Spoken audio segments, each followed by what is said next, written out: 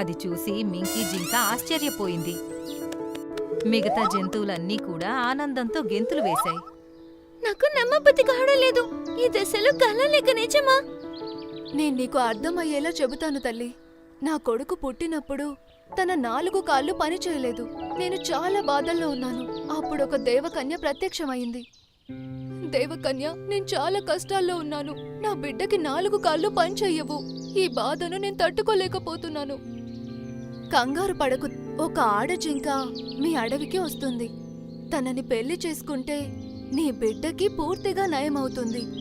ఆ జింక తనని తాను దురదృష్టమని భావిస్తుంది. కాని ఆ జింక నీ కొడుకుని పెళ్లి చేసుకున్న తరువాత తన ఆలోచన కూడా పూర్తిగా మారిపోతుంది. ఈ మాట విని మింకీ జింక చాలా సంతోషించింది. కాని అప్పుడే తనకి ఏదో గుర్తొచ్చింది. నేను దురదృష్టవంతురాల్ని కాకపోతే మరి పాత అడవిలో నేను పెళ్లి చేసుకున్న ప్రతి జింక అలా అవిటివాడిలా ఎందుకు అయిపోయాడో చెప్పండి. అలా ఎందుకు జరిగిందంటే నీ పెళ్లి నా కొడుకుతో జరగాలనుంది కాబట్టి. ఇప్పుడు నువ్వు నాతో పాటు అడవికి పద. వాళ్ళకు కూడా నయమైపోతుంది. అప్పుడే తల్లి జింక ఇంకా మింకీ తన భర్తతో కలిసి తన పాత అడవికి వెళ్ళాయి.